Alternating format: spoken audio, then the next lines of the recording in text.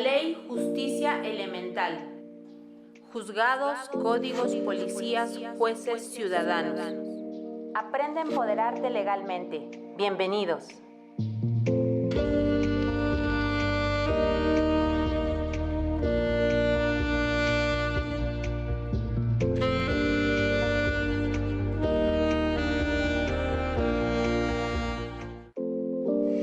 Muy buenas tardes, querida Ciudad de México, ¿cómo están? Estamos este lunes 28 de noviembre. Oigan, ya se nos fue el 2022. Aquí en punto de las 16 horas en la Casa de Promesterio. Recuerda que estamos en calle de Tehuantepec 35, Colonia Roma. Bienvenidos, este es tu espacio, la ley justicia elemental, tu espacio para que aprendas a empoderarte legalmente. Yo soy Arely Ontiveros y estoy en cabina de radio aquí con un súper invitado en donde puedes llamarnos al 55 84 11 40 85 y vía WhatsApp estamos recibiendo tus mensajes, ahorita que nos están pidiendo los enlaces, 55 21 89 61 13, contáctanos, recuerda que vamos a tener libros de Editores Anaya y productos Campax. Saludamos a la fanpage de Promo Estéreo. Mi querido Ángel, bienvenido, ¿cómo estás, amigazo del alma? Arely Ontiveros, te agradezco mucho la invitación, que me permitas participar aquí con ustedes para conversar sobre de los temas que me parecen actuales, que me parece importante y sobre todo, en los últimos días hemos tenido situaciones que me parecen muy preocupantes respecto a de la actuación de las partes en el sistema penal acusatorio en juicio. Y ahorita lo vamos a comentar. Querida Cheli, nuestra producción, salúdenla allí. Ya estamos ahí en vivo. Recuerden seguirnos en la fanpage de Consultoría Jurídica Ontiveros, también ya va ahí. También el maestro Ángel Brito en su muro ya lo puso en vivo, porque saben que hoy vamos a hablar de un tema muy, muy importante, en donde tenemos que tener y conocer los abogados, pero también el público, porque si tú llevas un asunto donde a lo mejor no está siendo trabajado como debiera ser, aquí el maestro Ángel Brito pues nos va a dar las técnicas de litigación en la práctica y etapa de juicio. Miren, hemos comentado muchísimo cómo son los juicios, cómo se llevan a cabo, la importancia de que los abogados, los profesionales en derecho deben de estar capacitados y en donde tú pues puedas tener una extraordinaria representación. Es por ello que hemos invitado al maestro Ángel Brito para que él nos pueda direccionar en esta parte. Querido amigo, ¿cómo podemos empezar a hablar de las técnicas de litigación? Porque hoy todo mundo habla de litigio de alto impacto y de ciertas cuestiones que son muy respetables, pero la realidad supera la ficción y tenemos N cantidad de asuntos que a mí me encantaría que pudieras darnos este preámbulo, porfa. Claro que sí, fíjate que es muy importante establecer cuando uno toma un asunto que no se trata de una audiencia inicial. Hay una diferencia enorme entre una audiencia inicial y lo que viene a ser propiamente el juicio. Incluso recientemente me tocó escuchar a un operador del sistema penal acusatorio en el que decía una situación muy, muy aberrante y preocupante, ¿no? Decía, toda vez que faltó la defensa privada, la ocasión anterior y en esta vuelve a faltar, yo traigo unas preguntas para que él se las realice a mi perito y bueno, le den 30 minutos para que se imponga de la carpeta y sobre todo del perito que se va a desahogar y lo lleve a cabo con las preguntas que yo le voy a dar. Y a mí me causó una preocupación enorme porque yo digo, a ver, aquí de inicio tú no puedes estar de los dos lados. Tú tienes una teoría del caso y no le puedes decir a la contraparte, a ver, pregunta esto. Segundo, no se trata de una audiencia inicial, porque no se trata de que nada más hay que leer la carpeta y a lo mejor realizar una argumentación o una defensa en relación a un primer momento procesal como pudiera ser el control de la detención. O en el caso de que no haya detenidos, simplemente establecer que se escucha la formulación de imputación y a lo mejor pedir el plazo de 72 o la duplicidad de este término constitucional para poder aportar los datos de prueba o en su caso los medios de prueba. Porque en el juicio ya llevamos 2 etapas anteriores. Entonces lo que pudo haberse dado en la investigación, en la etapa de investigación, pudo haber exclusión de prueba por una situación ilícita. En intermedia también pudieron haberse dado. Entonces no es una audiencia a través de la cual nada más yo vaya a ver qué se peritó y realizo algunas preguntas. No, tengo que ser una persona responsable, un abogado profesional, profesionista, que venga, estudie la audiencia inicial, la etapa de investigación, la etapa intermedia, para que en un momento dado vea cuál era la teoría del caso que se estaba siguiendo, ver si la va a continuar o propone una nueva teoría del caso para poder realizar estas preguntas. Entonces, resulta preocupante que una parte procesal nos diga, no, yo traigo aquí preguntas para que la realice mi contraparte. No, pues, ¿cómo crees? No se puede realizar, ¿no? Entonces, ¿cómo vamos nosotros realizando una teoría del caso? ¿Cómo vamos preparando nuestras técnicas de litigación? A través del estudio que vamos realizando de las entrevistas y actos de investigación, datos de prueba y medios de prueba admitidos en lo que fue la etapa intermedia. Entonces, tuvimos una etapa de investigación a través de la cual realizamos diversos actos de investigación. Se plasmaron los datos de prueba y en su momento en la segunda etapa se ofrecieron estos medios de prueba que fueron admitidos en su momento o que fueron excluidos. Hay que ver que fue excluido, que parte se permitieron, y entonces estar en la posibilidad de decir qué conforma mi teoría del caso, cómo voy a llevar mi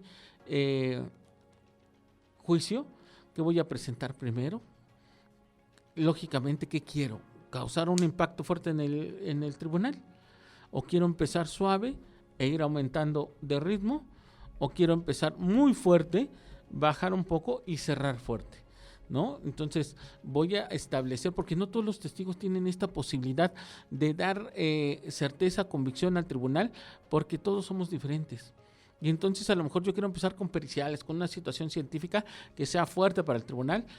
A lo mejor veo quiénes son mis testigos que son un poco más débiles, no que no sepan o que estén mintiendo, simplemente que les cuesta más trabajo proporcionar información o que tienen menos información relevante para mi teoría del caso, y cierro con gente que tiene bastante información fuerte para mi teoría del caso. Entonces, esto se va desarrollando de acuerdo a lo que yo voy planeando y también con base en el contrainterrogatorio. Oye, fíjate que te vengo escuchando y vengo aquí, ahí ya nos estamos conectando a la página y los mensajes de WhatsApp que están recibiendo porque gente está muy interesada en tu entrevista hoy. Tú mencionas que la teoría del caso debe de ser, según como nosotros, los datos y medios de prueba quiero pensar que tengamos cuando llegamos al tribunal y qué vamos a generar, si un impacto, si puede ser suave o puede ser en rítmico o puede ser lento. Qué importante es para nosotros, según el delito que sea, cómo voy a llegar. Y esto antes de entrar al contra, ¿no? Porque lo que yo empiece a decirle al juez es lo que él va a tomar en consideración o que pudiera llamarle la atención, ¿no? Ahora me regreso a tu ejemplo práctico que nos decías, ¿no? Un contrario queriendo abordar dos partes y en circunstancias que, bueno, últimamente hemos visto que les asesoran y yo pudiera decir les mal asesoran en no te presentes a la audiencia, vamos a chicanear el asunto, ¿no? En temas de cuestiones de género, por de facto se llevan y adiós, bye. Y eso está mal porque entonces no estamos como teniendo una base todos de las técnicas y a lo mejor lo que yo pudiera decirle a mi cliente, lo chicaneamos y por cuestión de forma verás que te procede una nulidad, ¿no? Que pudieran venderle. O lo chicaneamos y van a diferir la audiencia porque debes de estar notificado y que hay cosas que, vuelvo a lo mismo en temas de género, pues se llevan de facto. Pero, ¿qué podemos decirle a las personas que hoy nos están siguiendo en redes, amigo? Que según su asunto, ¿qué sería lo mediático que su abogado debiera de presentar? Bien, lógicamente dependiendo el tipo de asunto, nosotros vamos a establecer cuál va a ser la teoría del caso de cada quien, tanto de la Fiscalía como de la asesoría jurídica como de la defensa. Para efectos prácticos, pues lógicamente la Fiscalía y la asesoría jurídica tienen el mismo fin, tratar de acreditar la existencia de un delito. Para la defensa, pues lógicamente el aspecto negativo. Entonces, todo está basado en la teoría del delito. Es muy importante que nosotros sepamos que la teoría del delito se hace presente en todo momento, desde la etapa de investigación, la etapa intermedia y la etapa de juicio, porque nosotros tenemos que establecer que tenemos que acreditar los elementos del delito para poder establecer una sanción, ¿no? Entonces, para yo decir que hay un delito, tengo que acreditar los elementos positivos, el tipo, la antijuricidad y la culpabilidad. Yo, de alguna manera, en lo que viene a ser dogmática penal, tanto en lo que es la teoría del delito como la situación de la forma de intervención del sujeto, ya sea a título de autor o partícipe, pues también tengo que establecer estas circunstancias. Entonces, por ejemplo, al tipo, ¿no? El primer elemento del tipo penal, pues es la conducta. Y el artículo, por ejemplo, 15 del Código Penal Federal o es el 29 del Código Penal de la Ciudad de México, antes Distrito Federal, pues nos señala que excluye el delito. Y la exclusión del delito son los aspectos negativos. Entonces, cuando hablamos dice, ¿qué se excluye o qué excluye el delito? La tipicidad, las causas de justificación y la inculpabilidad. Estos son los elementos negativos del delito. A contrario sensu, entonces los aspectos positivos son tipo, antijuricidad y culpabilidad. Entonces, el primer elemento que nos maneja el 29 Código Penal del Distrito Federal o Ciudad de México es ausencia de conducta. Es decir, que el elemento positivo es conducta. Aspecto negativo, ausencia de conducta. Entonces, lo primero que yo tengo que establecer es ¿qué voy a atacar? ¿Cómo lo voy a acreditar? ¿Qué voy a realizar? Y entonces también mi teoría del caso va construida a través del contrainterrogatorio. ¿Por qué a través del contrainterrogatorio? Porque hay que especializarse y hay que venir en continuo crecimiento y actualización. Anteriormente se manejaba que el contrainterrogatorio solamente servía para desacreditar al testigo, quitarle esta situación de viabilidad en su dicho, pero hoy no, hoy dicen, a ver, el contrainterrogatorio, el principal objetivo del contrainterrogatorio es acreditar la teoría del caso del contrario. Entonces, hoy yo voy a usar al testigo o al perito contrario para poder lograr acreditar mi teoría, no la del otro, sino la mía. Y entonces también vienen técnicas para, por ejemplo, impugnar credibilidad con sus propios testigos, ¿no? Entonces, con los testigos de la Fiscalía o de la Asesoría o con los testigos de la Defensa, la Fiscalía va a tratar de acreditar su dicho e impugnar la credibilidad de sus mismos testigos. Oiga, ¿usted conoce a Fulana? Sí. ¿Le dijo cómo venían vestidos los sujetos? Sí. ¿Cómo venían vestidos de tal forma? ¿Le dijo si tenían alguna característica? Sí. ¿Qué característica? Un tatuaje. Ah, bien, pues ¿qué cree? Que cuando ella declaró, nunca mencionó esas características ni mencionó el tatuaje, pero sí se mencionó en lo que es la acusación y lo que es, por ejemplo, los alegatos de apertura. Y entonces ya tengo una contradicción. El testigo de la parte contradice a su mismo testigo, impugna la credibilidad de este testigo. Entonces viene un estudio muy importante de todo lo que han dicho, de lo que han hecho. Por ejemplo, también nos ha tocado ver que se ofrecen periciales, ¿no? Entonces viene el perito y me pone sus acreditaciones. Tengo un claro ejemplo que voy a llevar apenas en 2 o 3 días del testigo que viene y sus acreditaciones son de 1988 y la más reciente del 2008, de 10 horas de capacitación. Entonces, imagínense un sujeto que es perito, que el curso más reciente es del año 2008, de hace 14 años. Y que le dices, a ver, ¿y cuánto duró el curso? 10 horas. O sea, y a ver sus demás acreditaciones, Pues la más vieja es del 88 y la más reciente del 2008. O sea que durante un transcurso de 10 años, de 1988 a 2008, me está presentando 6 actualizaciones o cursos que no suman más de 50 horas en total. Híjole, y yo creo que los tiempos, ¿no? Tiene que ser como vigente esto, como los avalúos, ¿no? Y perdone que se lo diga, pero si usted trae un perito que no está actualizado por lo que estás diciendo, entonces no tendríamos por qué decirle cómo se puede venir abajo. Claro, incluso, por ejemplo, hace 6 años, nosotros empezamos a hablar de lo que era un principio de inmutabilidad fáctica. Y entonces cuando decíamos, es que en lo que es la formulación de imputación surge el principio de inmutabilidad fáctica. Algunos jueces sí lo conocían, otros no sabían que era el principio de inmutabilidad fáctica, y entonces decían, ¿qué me estás hablando? ¿No? Pero bueno, ahora ya todo el mundo conoce qué es el principio de inmutabilidad fáctica y que surge cuando se formula la imputación y que permanece hasta el final del juicio. No se puede mover el hecho. Inmutabilidad no puede cambiar, no puede mutar. Fáctico, el hecho. Entonces el hecho va a ser siempre el mismo hasta la sentencia. En cambio, el aspecto jurídico sí puede variar.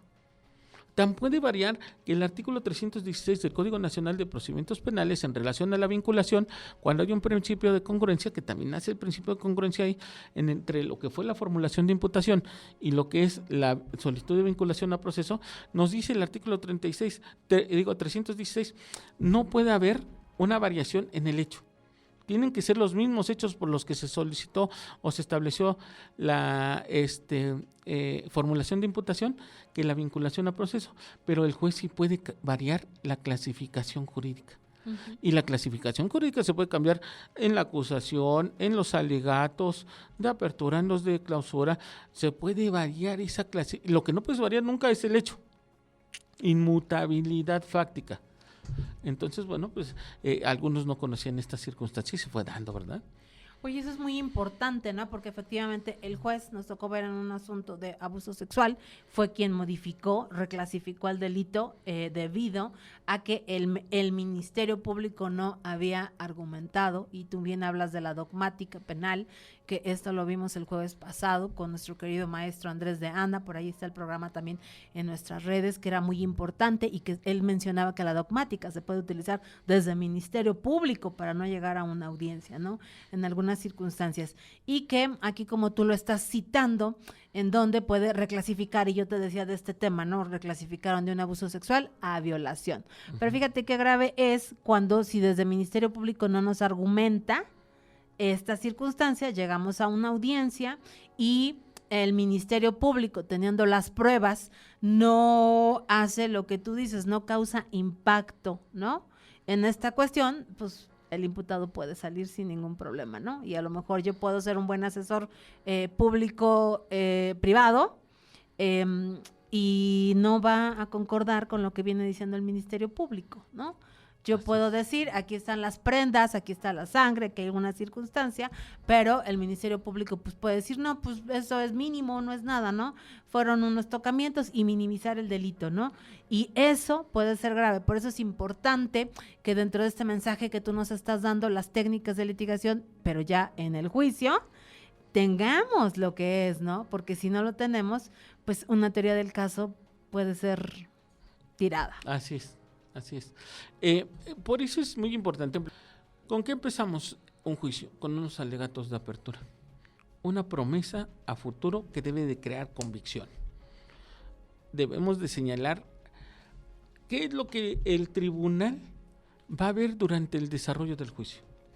Y debemos cumplir esta promesa a futuro. Cuando yo le digo al tribunal, usted a través de sus sentidos va a percibir lo que sintió la víctima, tal, el día fulano de tal, en tal momento, tal. La víctima debe venir y establecer eso que yo prometí. Yo debo de ser capaz de lograr la incorporación de la información a través del interrogatorio, ¿no? Y aquí comenzamos con la segunda parte. Entonces, el primer paso es que todas las partes procesales técnicas van a prometer que van a ver los jueces o el juez si es unitario, el tribunal de enjuiciamiento o el juez unitario del tribunal de enjuiciamiento. ¿Qué va a haber? Yo le tengo que prometer que va a haber algo, una situación a futuro que no tiene argumentación, porque la argumentación se da en los alegatos de clausura. Entonces, mi alegato de apertura es simplemente una promesa a futuro que no tiene argumentación. Usted va a ver esto y voy a comprobar esto y voy a checar esto. Y decía yo, esto se va a ver a través de un interrogatorio y contrainterrogatorio. Entonces, la forma de incorporación de lo que yo requiero que sea útil para acreditar mi teoría del caso va a ser a través del interrogatorio. Y es muy importante porque el código, por ejemplo, tiene una parte muy especial que ya se ha tocado en otros países. Y, por ejemplo, dice, el juez puede hacer preguntas aclaratorias, ¿no? Y está en nuestro código. Ahí está. Dice, cuando al juez no le quede claro algo, puede hacer una pregunta aclaratoria. Pero ahora, ya se ha resuelto a nivel internacional que hay un control horizontal. Las partes técnicas son las que tienen que incorporar la información y tiene que ser esta técnica de litigación de interrogatorio y contrainterrogatorio suficiente y clara para incorporar lo que uno pretende. Porque si al juez le queda duda, entonces esa duda es duda. El juez no puede hacer esas preguntas aclaratorias aún y cuando nuestro código lo permita. ¿Por qué? Se pierde la imparcialidad. En el momento que el juez pregunta, puede ser que beneficie a uno o a otro contrincante en el sistema penal acusatorio, porque esa pregunta aclaratoria no le dejó claro algo al juez, y eso fue una falta de técnica de litigación, ya sea del Ministerio Público, del asesor o de la defensa. Y el juez, al momento que le suple esas deficiencias para, según hacer aclaraciones, incorpora información. No lo estoy diciendo yo, no es que lo diga yo, sino que ya en otros países que están más adelantados han resuelto que esa intervención del juez es parcial. Y es parcial porque al final va a beneficiar la respuesta o las aclaraciones que se den a alguien. Y entonces aquí se toma como una situación de, no, es que es para que yo pueda resolver correctamente. No, señor, resuelva con lo que tiene. Si tiene duda, absuelva. Si tiene duda, no haga esto. Si tiene duda, no mueva aquí, ¿no? Pero en otros países se ha dicho, si tiene duda, pues entonces resuelva con lo que tiene. No aclare, porque si usted aclara, incorpora información que no fue capaz de dar o de hacer entrar alguna de las partes que tiene esa obligación. Llámese Ministerio Público, llámese asesor jurídico, llámese defensa. Entonces está beneficiando a una de las partes. No puede hacer eso. Oye, es muy importante lo que tocas en otros países que nos señalas y haces, y yo me voy a referir a la duda razonable, ¿no? Tenemos el asunto de Tabasco e inclusive el documental de nuestro querido amigo Roberto, y saludamos a se me fue Proyecto Inocente de cuando estaba en la Universidad de Cal West en San Diego. Ellos, y tú recordarás, vamos a poner un poquito el contexto, decían que la víctima había denunciado que cuando se detiene el carro más o menos así, creyó que la iban a secuestrar, pero traía el trasfondo de días atrás que a un familiar lo habían secuestrado. Y le hago aquí un paréntesis. Nosotros venimos comentando desde la semana pasada, nuestra preciosa productora la asaltaron 2 veces y ella ha tenido un trauma. Está todavía un poco alterada, nerviosa, trae no sé si decir la sensación de ser asaltado todos los días. Eso no lo podemos usted y yo ni juzgarlo, porque quien lo vive es la única persona que lo va a manifestar: nervio, ansiedad, depresión, insomnio, irritabilidad. Y me regreso al asunto de el documental de duda razonable, ¿no? Que incluso la corte todavía no resuelve. Como esta parte la víctima dice, ¿no? Se detuvieron y creí, y en esa circunstancia nada más. Es por eso que ellos están todo este tiempo en este proceso y ya no recuerdo ahorita más para no dar más datos, pero tomando este pequeño de lo que tú dices, ¿no? Cómo el juez puede de una simple circunstancia, o te quedas o te vas.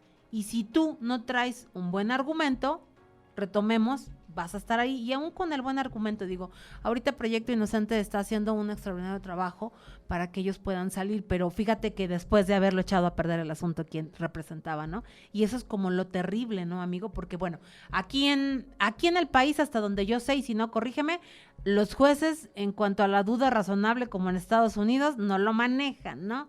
En esta cuestión tenemos ese asunto nada más porque es uno, pero ve tú a saber cuántos asuntos hay así que no tienen los medios de comunicación encima, ¿no? Y que pudieran estar ahí por esta falta de técnicas de litigación, por la falta de argumentar, por la falta de dogmática penal, etc.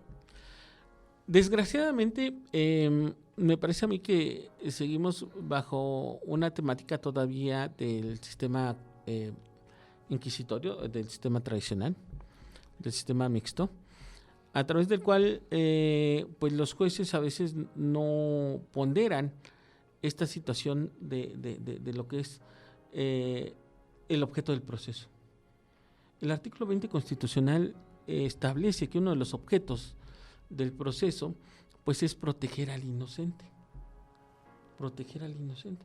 De ahí deriva el principio de presunción de inocencia, ¿no? Entonces dicen, como hay que proteger al inocente, ¿quién es el inocente? Todos somos inocentes hasta que a través de un juicio, a través de que se lleve toda una situación, se demuestra nuestra culpabilidad. Entonces todos somos inocentes, entonces hay que protegernos a todos. El sistema está diseñado para que nos protejan porque somos inocentes, pero pareciera que dicen no hay principio de presunción de inocencia, que él demuestre su inocencia, que la carga de la prueba sea para demostrar inocencia. De hecho, la mayoría de los tribunales no admiten una defensa pasiva, y la defensa pasiva pues es que yo no haga nada porque yo soy inocente. Quien tiene la carga de demostrar que soy culpable es el fiscal. De conformidad con el artículo 128 del Código Nacional de Procedimientos Penales, esta carga le corresponde al fiscal. Sin embargo, no sucede así. Y es muy común que, por ejemplo, ya me desvié de lo que es juicio, pero hablando de audiencia inicial, en ocasión se califica de ilegal una detención cuando uno niega que el hecho sucedió de una forma, que fue en tal lugar, y que los policías a veces, no digo que todos, o sea, hay muy buenos elementos, pero algunos, como en todo, no hay un 100% de jueces buenos, no hay un 100% de ministerios públicos buenos, no hay un 100% de asesores jurídicos buenos, no hay un 100% de defensas buenas, hay de todo. Entonces hay jueces buenos y jueces malos, asesores jurídicos buenos y malos, ministerios públicos buenos y malos, defensores buenos y malos, que estudian y que no estudian. Entonces, en algunos casos, cuando nos ha tocado esos policías malos, y hemos demostrado a través de un video que han realizado situaciones que no fueron correctas, el juez dice, sí, no vinculo, pero cuando fue el control de la detención nos dicen, es que yo no encuentro situaciones de animadversión, de odio, de resentimiento, de venganza, que puedan establecer que el servidor público quiera causarle un daño a la persona y él está actuando bien. Pero cuando ven el video y todo dicen, no, los hechos no son así, no fueron así. Y entonces al final lo que nosotros hemos hecho es decirle a su señoría, para que quede asentado en audio y video. En ese video tampoco se apreció animadversión, venganza, odio, resentimiento o alguna circunstancia por la cual el servidor público actuó para hacer eso en agravio de la persona. ¿Por qué lo hizo? Solamente él sabe. Y ahora será motivo de una carpeta de investigación el mal actor del servidor público. Pero vuelvo a la situación de la presunción de inocencia. Entonces, hoy en juicio me toca a mí demostrar que el sujeto es inocente y no que se respete este derecho a que se presuma su inocencia y se proteja al inocente. Entonces, tengo que llevar varias circunstancias que me lleven a establecer que realmente él no cometió el hecho. De esta manera, pues bueno, a veces incluso la Fiscalía, sabiendo y conociendo algunas circunstancias, aún así trata de crear culpables. Apenas en Jalisco, el mes pasado llevé una audiencia. No teníamos más que un video, un solo video que establecía quiénes habían cometido un hecho delictivo de robo. Luchamos contra el juez, luchamos contra el Ministerio Público, contra la asesoría jurídica, que no querían que se incorporara el video de la misma empresa que había sufrido el robo, porque en ese video se veía claramente qué personas lo habían perpetrado. Y entonces fue uno de los argumentos de cierre, ¿no? Su señoría, nunca habíamos visto una fiscalía tan desesperada porque no entrara una prueba donde se aprecia a las personas que están robando. Nunca habíamos visto que se negara que se pusiera el video con las personas, porque ese video hubiera demostrado que mi representado se encontraba ahí, o como lo hizo, que no se encuentra. Entonces se niega la presentación del video porque sabe que mi representado no está. Y además, de alguna manera, hace que los testigos lo señalen. Pero hay contradicciones, por eso utilizamos testigos de la misma fiscalía para impugnar credibilidad, en el que, por ejemplo, un policía le tomó la entrevista a una persona que señalaba a mi representado y que dice que todas las conductas que decía esta persona que había realizado a mi representado, las había realizado una persona con un tatuaje en la cara. Y entonces cuando dice, sí, díganos, a esta persona la trajeron el brazo, sí, a esta persona la llevaron para acá, sí, a esta persona dio la descripción de la ropa, sí, ¿cuáles son tales? ¿Esta persona estableció alguna seña en particular del sujeto? Sí, ¿cuál? Un tatuaje en la cara. El representado no tiene tatuajes. Entonces impugnamos credibilidad con ese mismo testigo, ¿no? Y al final es el de la fiscalía el que viene a derribar la credibilidad del mismo testigo de la fiscalía que imputa. Y el juez, al ver el video, ver las contradicciones, sobre todo, decide absolver. Dice, no acreditaron, no hay duda razonable, porque duda razonable a lo mejor es cuando yo logro convencer como Ministerio Público, asesor jurídico, y logro convencer como defensa con todos mis órganos de prueba. Y entonces tengo un estándar, un lugar bien, en el que el juez dice, ahora ¿a quién le creo? Si todos me probaron lo que dijeron que tenían que probar. Y entonces ahora hay una duda razonable en algunas situaciones. No cuando hay una falta de prueba o que no hay suficiente prueba para poder condenar, ¿no? Es una diferencia. Y pareciera muy igual en que no alcanzaste a probar totalmente, probaste, todos probaron y ahora tengo que ver a quién tengo que dar la razón por una situación de duda razonable, ¿no? Qué interesante lo que nos estás mencionando, porque fíjense que pareciera muy sencillo, pero tu asunto se puede caer por eso. Uh-huh. Tu asunto puede venirse o puedes ir, continuar en reclusión sin obtener libertad, o la puedes obtener. Por eso es muy importante, ¿no? Lo que tú estás señalando, lo que nos decía el policía en tanto al tatuaje, y que tu representado no tenía un tatuaje, ¿no? Es muy importante conocer las técnicas de un especialista, porque él nos va a ir guiando en los asuntos. A lo mejor tú tienes un asunto en donde las audiencias no te han favorecido y puedes mandarle un mensaje a nuestro querido maestro Ángel Brito. ¿Tienes redes, amigo? Sí, estoy como Brito Asociados y Abogados, nuestro despacho. También tenemos en lo que es Ángel Brito, con todo menos con miedo, las iniciales, así como Twitter, como @Ángel Brito. Y pues el celular 55 60 80 99 22. Perfecto, ya lo tiene usted ahí para que pueda contactarlo, porque mírenlo cómo él nos está enseñando de cómo se puede desacreditar toda la información que esté dentro de una carpeta iniciada una vez que ya estemos dentro de una audiencia, dentro de la etapa del juicio. Y vamos a ponerlo desde calificar la legal detención, si se queda o se va. No hay más, créame. Y con el especialista, que es alguien que usted y yo conocemos, que maneja este sistema desde la primera fiscalía, sí. Bueno, y todo muchísimo tiempo atrás, déjenme decirle, recordábamos parte de tus clases cuando dabas, ahora que des, ojalá podamos retomar ahí contigo, claro que para que sigamos aprendiendo. Amigo, tenemos mensajes aquí con David Becerril, te manda saludos. Gracias. Y voy a jalar rapidísimo el teléfono. Tenemos aquí en la fanpage, nos dicen rapidísimo a nuestros amigos. Aurora Castillo, muchas felicidades, excelente expositor, por ahí se nos fue otro saludo, pero ahorita lo buscamos. Gracias a, ahí voy. Gracias a los amigos que nos siguen a través de las redes.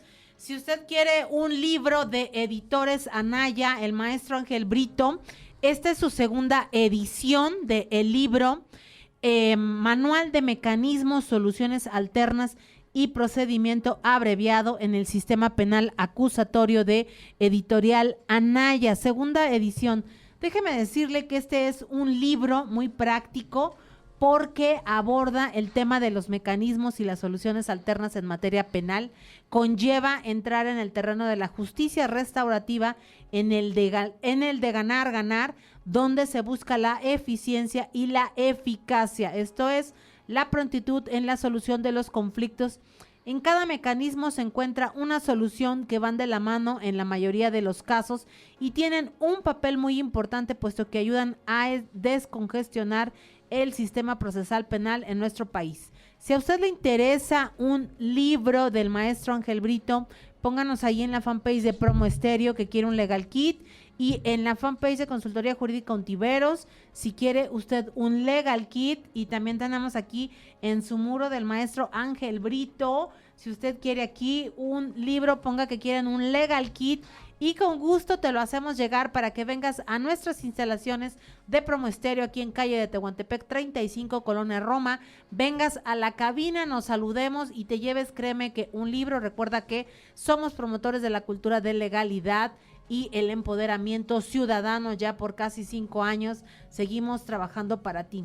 Y que déjenme decirle que tuvo muchísimo éxito, por eso es una segunda edición que lo estuvimos presentando más o menos, creo que a principios del año pasado, no recuerdo, ¿verdad? Sí, a principios de año. A principios de año, ande usted, por eso veían. A los amigos que se van ahí conectando, gracias por sus saludos y continuamos aquí. Ahorita de todos modos los vamos a leer y vamos a estar al pendiente de quien se gane un libro de Editores Anaya.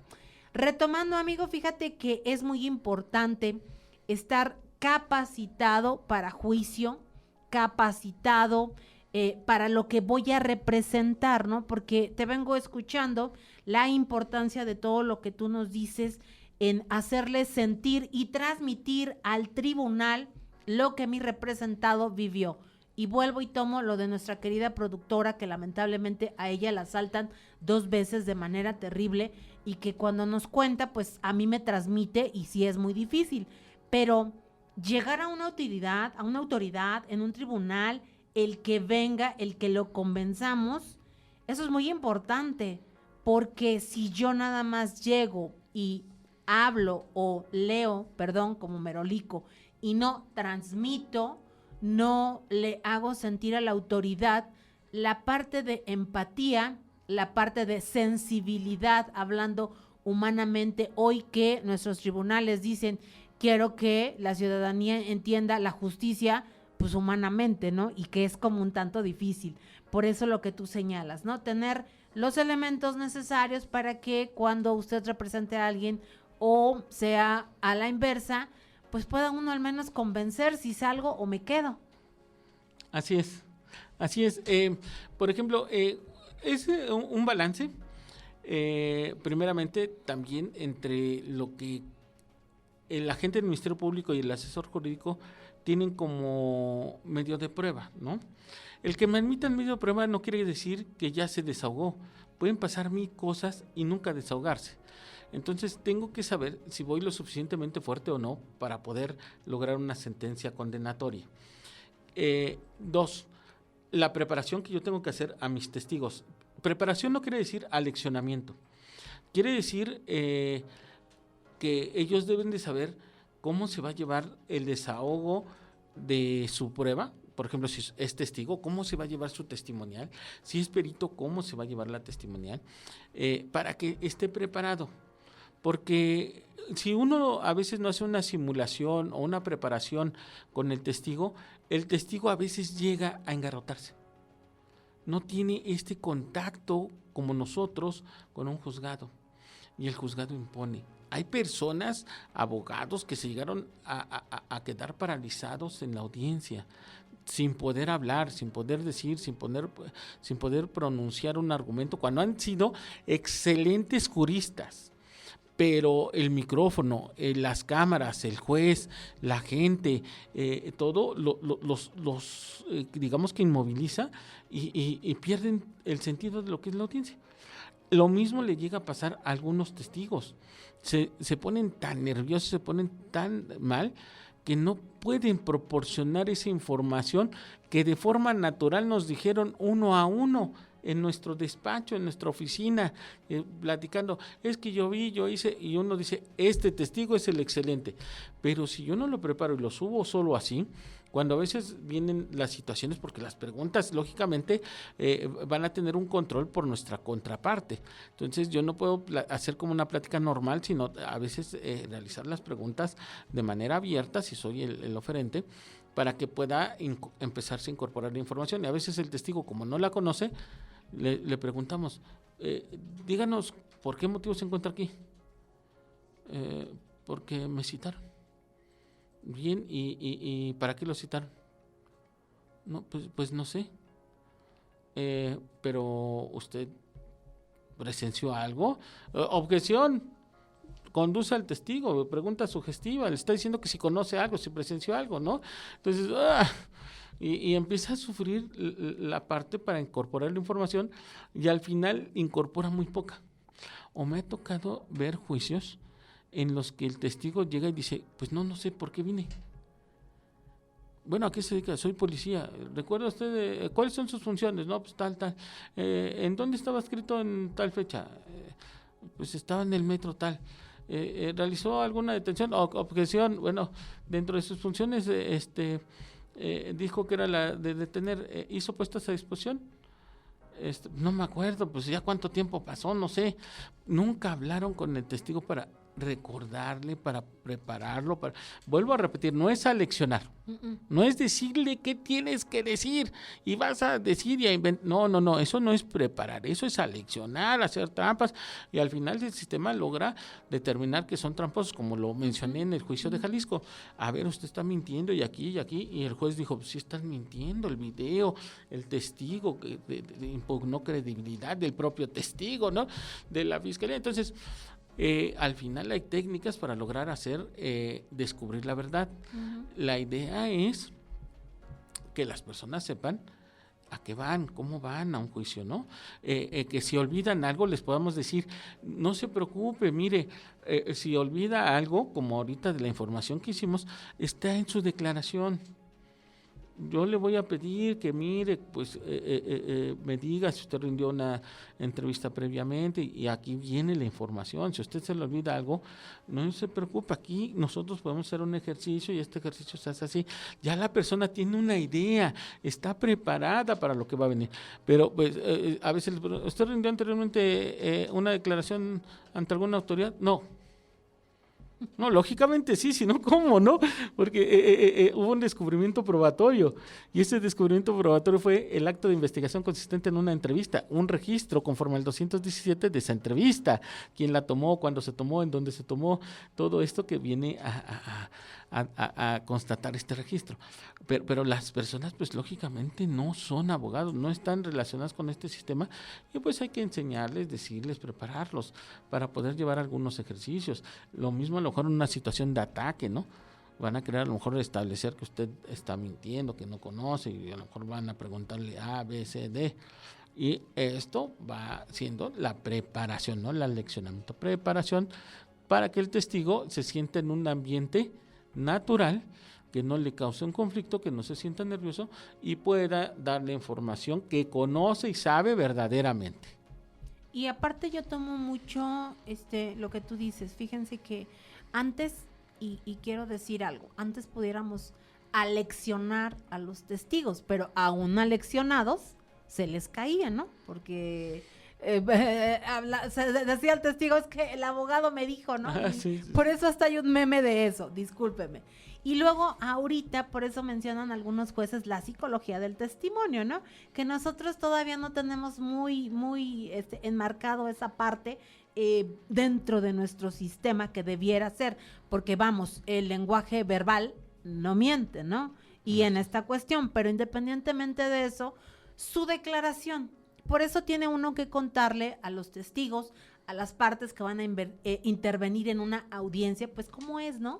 Como para que ellos tengan una idea de lo que van a ir a decir de el hecho que vieron que pasó, ¿no? No me voy a inventar o a poner un testigo, porque miren, así como tú mencionas el asunto de Jalisco, así hoy en día las cámaras existen en toda la ciudad, en todos los lugares, en todas partes hay, y de repente, gracias preciosa, y de repente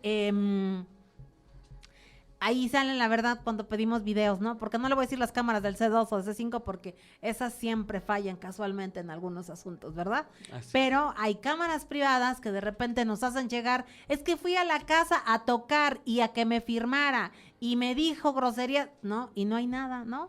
Entonces, por eso es muy importante que tengamos presente que cuando tenemos un asunto es todo un bagaje y en ese bagaje vamos haciendo un clic con cada una de las partes para que pues usted pueda tener una extraordinaria mesita sostenida, porque si no la tiene, digo, y hablando esto en un sentido de ejemplo, si no la tiene, pues su asunto se le va a caer y va a salir perdiendo. Oye, te manda saludos Karen Hernández, gracias. Gustavo Espartacus, excelente ponente y la conductora. Gracias. No se diga, saludos y felicitaciones, querido maestro Ángel Brito. Aquí te están poniendo felicitaciones. Por eso saben que, amigos, aprender de técnicas de litigación en el juicio, y ya no llegamos al juicio desde el Ministerio Público. Sí, ¿no, amigo? Así es. Arely, no sé si sea posible darles unos consejos rápidos para lo que es este juicio en la práctica. Compañeros, lo primero pues es eso, hacer una simulación con nuestros testigos previo a que comparezcan en juicio. Número 2, escojan a los, consejo es escoger a los peritos o los testigos más fuertes para comenzar con ellos y cerrar también con los más fuertes. Entonces hay que hacer una división de entre los que son fuertes para iniciar, causar ese impacto de convicción en el tribunal y cerrar también con un impacto fuerte. Número 3, siempre traten de tener folders con lo que son las testimoniales de la Fiscalía, las periciales de la Fiscalía, ya ellas con lo que va a ser las documentales que tengan que incorporar los testigos o los peritos para que les sea fácil el manejo. Entonces es más fácil manejar cuando se tienen estos folders, la información, hacer un recordatorio de lo que declararon, tenerlo, y por favor, es muy importante que ustedes lleven sus colores, lleven sus marcadores para los ejercicios previstos en el artículo 376, apoyo de memoria, evidenciar contradicción, superar contradicción o aclaraciones, porque a veces nosotros acostumbramos rayar, ¿no? Y cuando queremos hacer un ejercicio, trae 1000 colores, trae verde, amarillo, rosa, y entonces al hacer el ejercicio, queremos hacer el ejercicio y ya no saben ni qué color ponerle y todo viene rayado. Entonces procurar tener una hoja en limpio para lo que van a ser ejercicios con los testigos, ¿no? Porque nunca vamos a ver si vamos a hacer una contradicción, un apoyo de memoria, algún ejercicio del 376 y que no esté todo rayado. Entonces tener nuestros plumoncitos, tener nuestras cosas bien separaditas para que sea rápido este manejo. Ir de preferencia acompañados es un sistema que yo siempre he dicho que no es un sistema para manejarse solo, es un sistema para manejarse en conjunto, ¿no? Entonces alguien que los acompañe para poder ir tomando notas, para ir manejando situaciones. Perfecto, pues ya lo tiene usted ahí un pequeño checklist, queridos abogados, para que usted en sus juicios tenga una referencia. De todos modos, le vamos a poner el podcast en nuestro muro, están los videos en vivo en Promo Estéreo y en Consultoría Jurídica Ontiveros para que usted los pueda ver y pueda tomar. De aquí hay N cantidad de puntos para que en los juicios usted no salga perdiendo. Como siempre, le agradecemos el favor de su atención. Gracias por habernos acompañado. Mi querido Ángel Brito, cuando tengas clases, háznoslo saber, por favor, porque nos están preguntando para retomar contigo actividades. Claro que sí, con todo gusto. ustedes me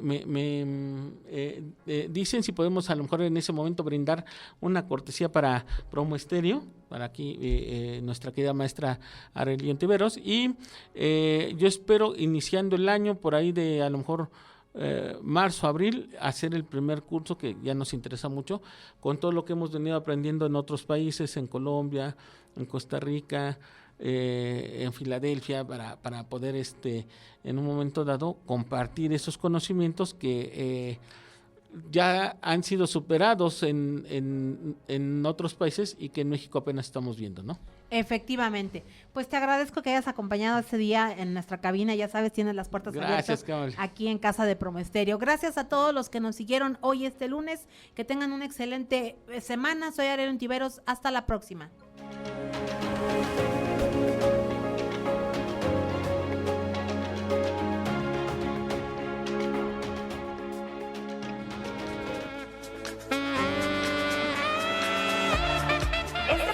Finaliza por hoy. Escúchanos el próximo lunes de 4 a 5 p.m. Así aprenderás a empoderarte legalmente. Soy Arely Ontiveros. Hasta la próxima.